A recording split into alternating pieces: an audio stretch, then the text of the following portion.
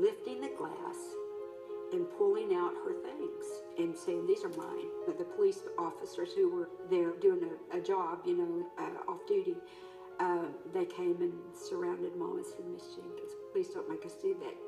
And she was forced to return them so they could be sold. At the end of the 3-day auction, nearly everything has been auctioned off, netting roughly $1 million. In the wake of the auction, the relationship between Dee and Conway's children is at a record low. Yet it will soon get worse as a new controversy erupts 2 years later in 1996. The children were trying to get the medical records from the hospital in Missouri to help them understand why their father died 3 weeks after he had passed a multi-million-dollar insurance policy physical. In February, Dee makes a surprising request to the court concerning Conway's body. On Valentine's Day, Dee Henry filed a petition under seal with the Chancery Court of Sumner County asking for permission to disinter his body and cremate it. The headstone over Conway's grave also had Dee's name on it, on which insulting graffiti had been scrawled. Dee was horrified when she saw that the gravestone had been defaced, and she wanted to have this taken care of. She wanted Conway Twitty's remains removed and taken out from where they were, cremated, and put somewhere else where it would be safe. Daddy didn't want to be cremated. We weren't going to have it, to have his precious body destroyed. Enough of him had been destroyed. Leave him alone. The public response was very negative toward the widow, and she dismissed her petition. But the negativity is about to go into overdrive. In March of 1996, the National Enquirer publishes an article that claims Joni and Kathy believe $80 million are missing from Conway's estate. The article states that Conway stashed tens of millions of dollars in offshore accounts, but now those accounts were empty and nobody knew where the money had gone. It would seem that the Enquirer article had an unexpectedly wide readership. The IRS did step in to investigate, and they ordered the executors to find out if these assets existed, and if so, of course, then the estate would have to pay taxes on them.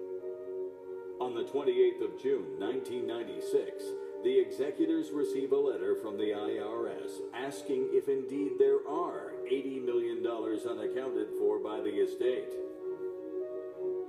Since the Enquirer article implies that Kathy and Joni are the information sources, the executors demand through the courts that the two women bring forward any information that they might have about the alleged offshore accounts.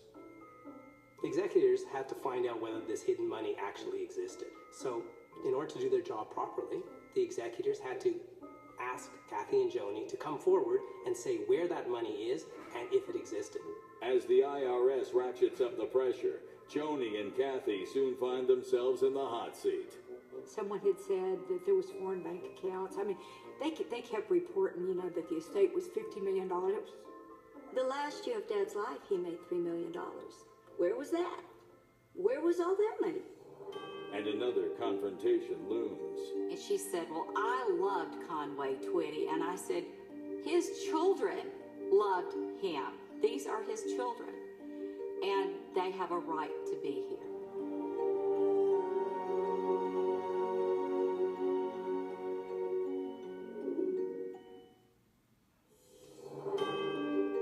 After an abdominal aneurysm kills famed country music star Conway Twitty in 1993, the conflict between his 4 adult children and their stepmother over his $15 million estate is heightened by an explosive article in the National Enquirer.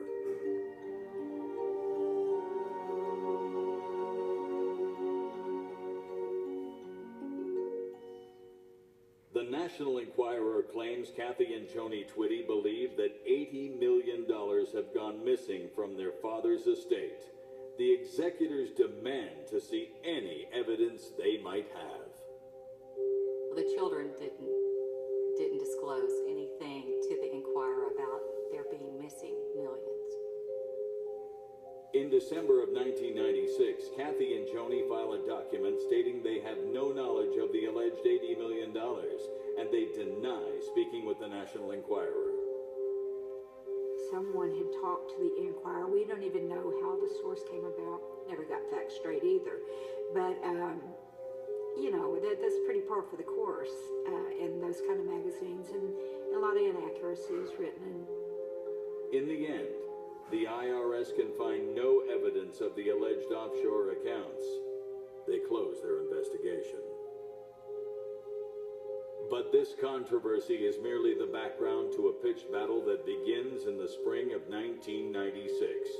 At issue is the settlement of the final segment of the Conway Twitty estate, the intellectual property rights to his music, name, and likeness. It's at this point that Brenda Clark becomes involved.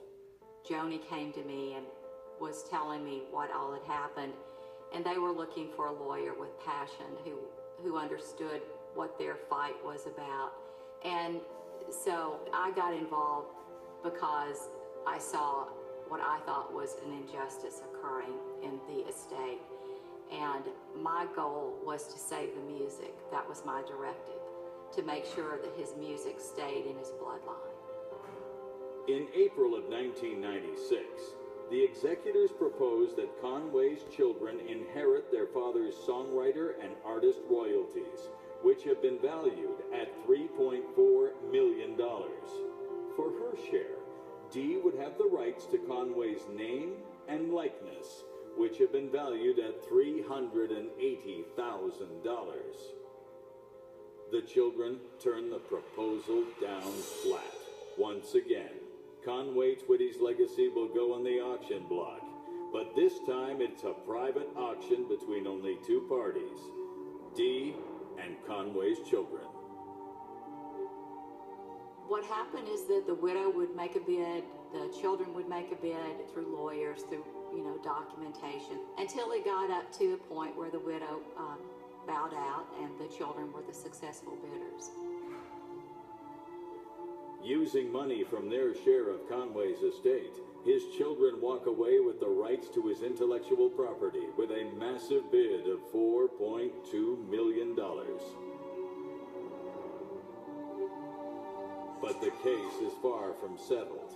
A month later, in September of 1996, there is yet another confrontation that fuels the bitterness between Dee and Conway's children. This confrontation is triggered by a charity event involving music critic Robert Orman.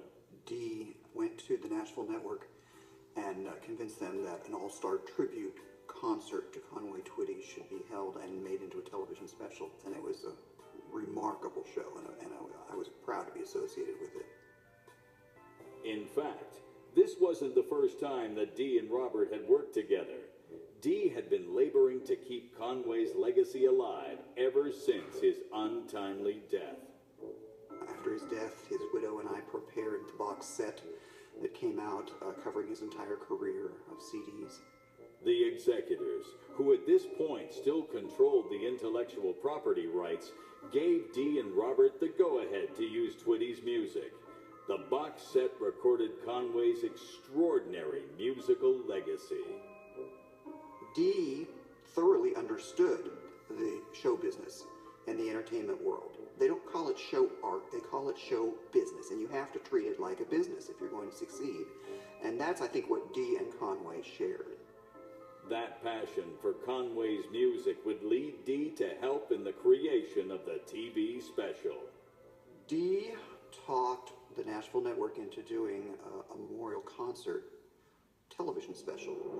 Conway's children are invited to both the concert and the VIP after party. But a private screening of the accompanying TV special on September 12, 1996 would spark yet another clash between the embattled opponents in the Twitty estate conflict. I had been meeting with Kathy and Joni and their mother, Mickey. And when we left that evening, there was a sign on the first floor that said, Twitty Private Screening. They were having the private screening of Hello Darlin', a tribute that had been produced, and the children had not been notified or invited. We walked in, and of course we were confronted about barging in on the party.